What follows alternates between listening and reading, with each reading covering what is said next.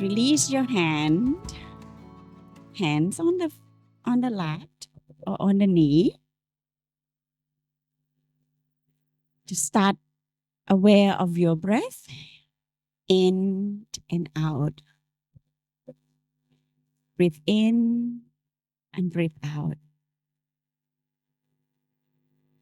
May I invite you to create a picture of a peaceful street or a peaceful home, a peaceful community, and or a peaceful country. Take a deep breath in and out. And I hope you have that picture, that image. Look at what you see in that image or picture. Observe them and observe yourself. Observe how people and things connect to each other. And how do they connect?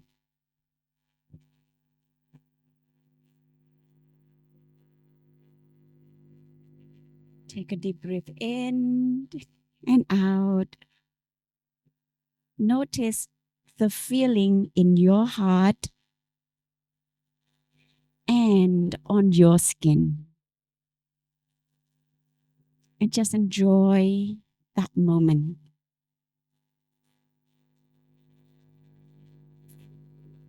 Breathing in and out, maybe 3 times.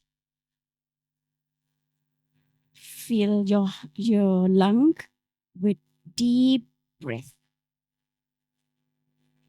And then slowly open your eyes, slowly look at the next persons, the one who sit next to you, and smile to each other.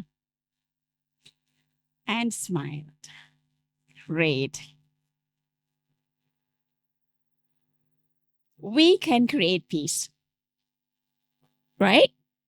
We can create peace. And I believe that peace is possible.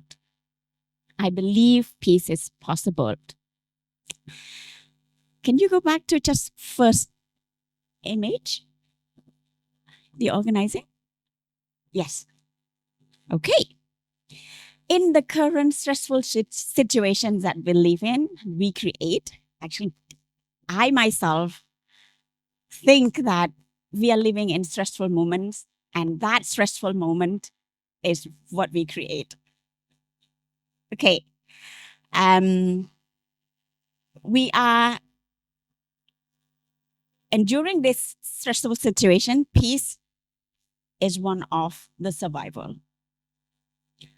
I said that because sometimes when the big stressor come, one thing that need me to move is to be at peace and to be with myself. Cambodia, back to the 70s, I'm sure everyone knows here. Cambodia, back to the 70s, the goal, one ultimate goal was having a peaceful country. And that is the reason the war ended in 1979. Without having that goal, the war would not end at that time. However, it's easy to say, Her Excellency. It's always easy to say, hard to do, but it's always doable. However, peace is not an event. A lot of us think about peace as a word and an event without taking it as a process, without counting it, without living with it within our breath. It start peace, start from the way we breathe, quick, short, fast, slow, the way we talk, the way we walk, and the way we communicate to each other day to day. peace becoming a little bit strange now. If I'm sitting meditating, people look at me, she's a strange woman. If I smile, if I go and shake hands and smile and hug, people say, nah, she's strange. She's not well. But if I go with a grumpy face, some people are like, nah, that's normal. And that's something wrong. So the point here is we need also to welcome the idea of peace, welcome peace inside us. So, yep. One question. When peace is the only survival for you, what will you let go, or what would you drop? When peace is the only options to continue, so what would you drop? You don't need to answer now, maybe later. But for me, I have an option to choose to drop conflict and trying to connect. Because living with conflicts, it's really draining me. It's really draining me.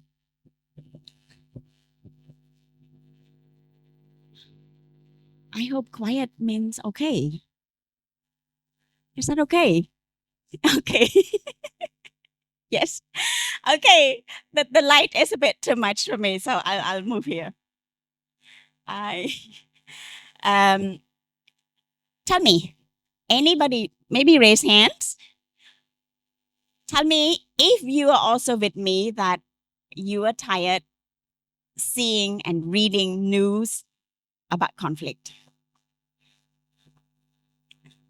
Okay, that's a lot. Good. Yes. So, for me, myself, I try to not reading news about conflict when I get up. If I want to read, bit after my coffee, I work a little bit, some important work, and I read some news about conflict. I changed myself like this. After the experience, it took me two weeks to get better when the conflict in Ukraine happened. In the morning, we are showered by those news. And it took me 2 weeks just to feel better. The war doesn't feel better, but I forced myself to feel better, not too angry. Because working 20 years in this field, that conflicts that I heard, it was just like a slap in my face that, nah, you don't do anything better. Because conflicts having more and more, and not more and more, every day. Okay, so one thing also from me is that one thing I need to avoid is frustration in the morning. Frustration in the morning is the worst thing that my body refuses. So get up, relax, get up fresh, etc. One of the things that I also do is also when the stimuli or the stressor come, I need to tell myself. First thing I need to tell myself that I am smaller than the problem. I need to have my inner peace first before I can stand up for that stimuli or that stressor. And that's for me, I call finding the inner peace. Finding the inner peace. We cannot have an aggressor to fight with an aggressor. We cannot put off the fire using fire. That's only water can put off the fire. That's also something I like you to take away, growing the inner peace in yourself. Okay, I don't think we need to take this stage to talk about conflict because we have it at home. We have it inside us. A lot of us still have a lot conflict inside us, especially from the perspective from what I hear as a psychologist, as a clinical psychologist and therapist. A lot of people come to me, it's because they have a lot of conflict towards themselves. Yeah, and that's why they have conflict towards others as well. We have on the street, we have at home, at workplace, in our community, at our neighborhoods, on our phone, something that we want to avoid, but we cannot. And somehow we take it normal. We take it normal.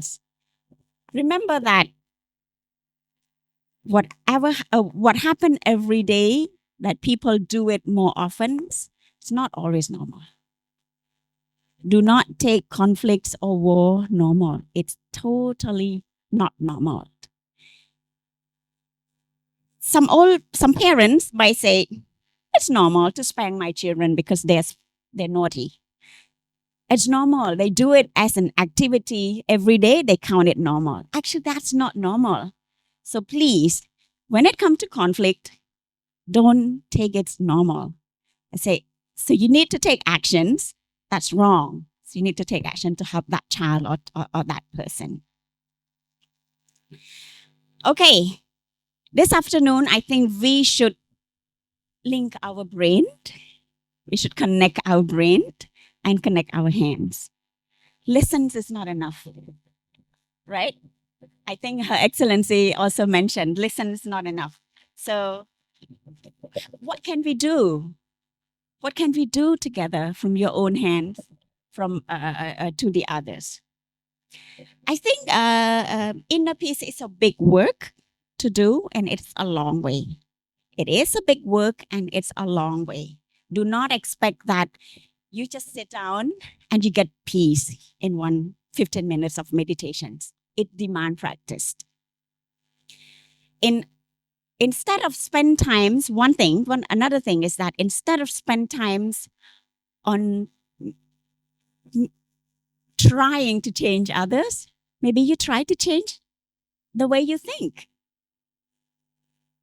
That's also a tips to gain an inner peace. And you know what? I don't just say this. A group of psychologists, and they proved by scientific research, also said that meditations, finding inner peace, any activity that you can find yourself in inner peace, the benefit of it is that you gradually gained a healthier way to be you. You're less angry. You reduce medicating yourself. You drink alcohol less and not. And also, you try to do less and less harmful behavior. And once, imagine if I don't do any harmful to you, you don't do any harmful back to me, right? You can also learn.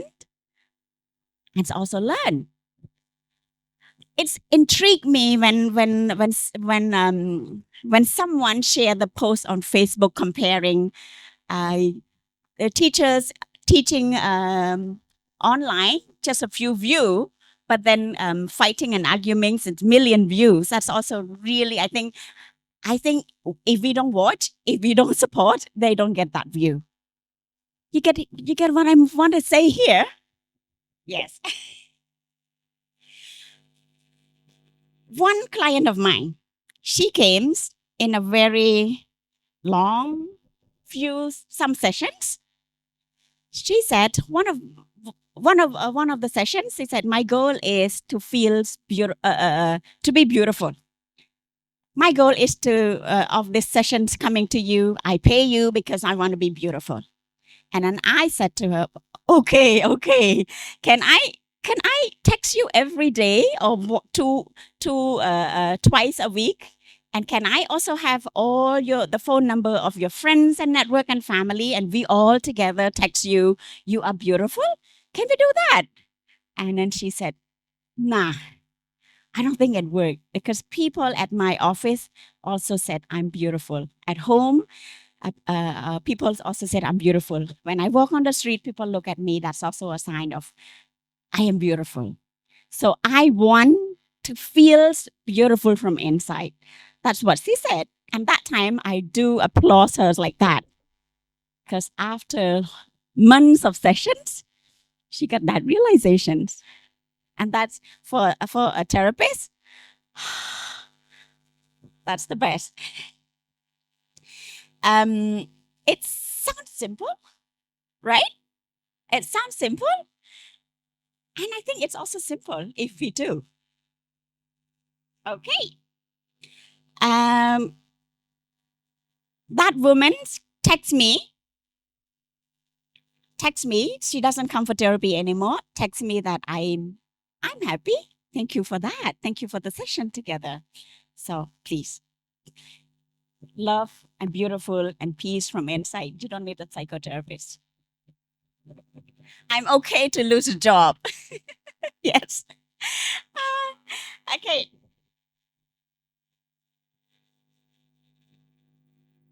I will cut some.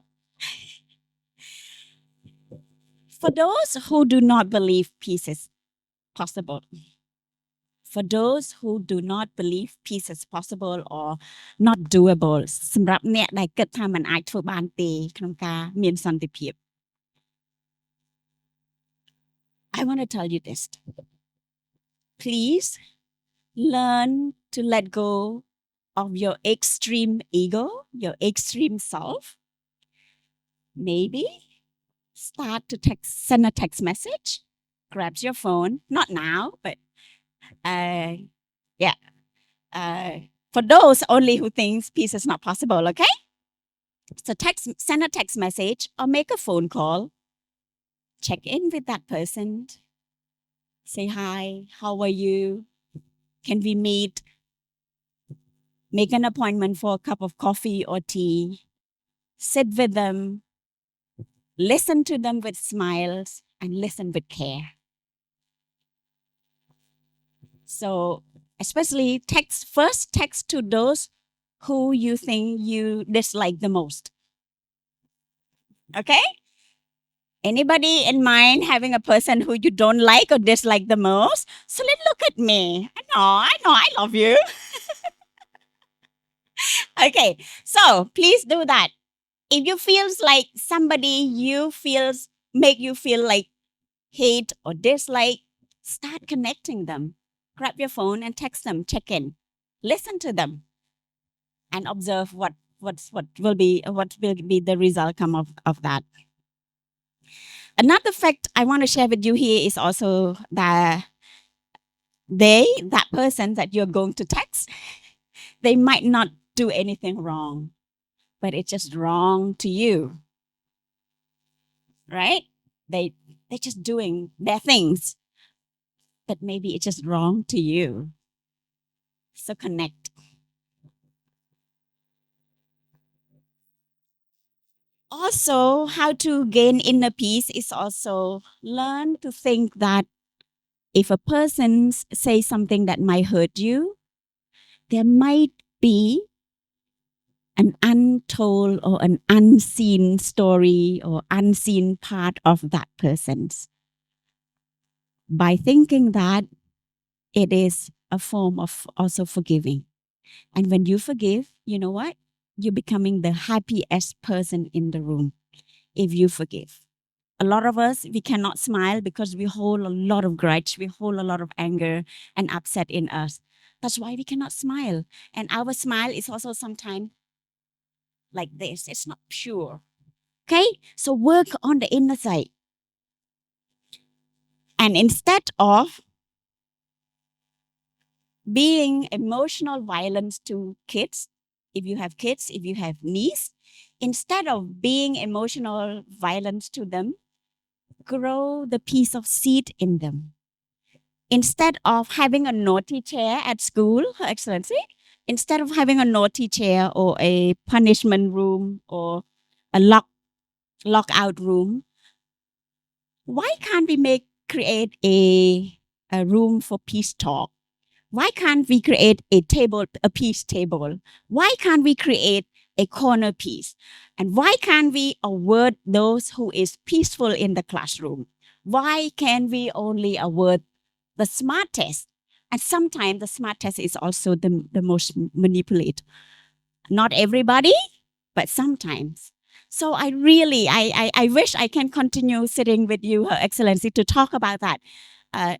How can we find way to teach peace from young age? Do you believe that smile is contagious? Yes, I believe so. And peace as well.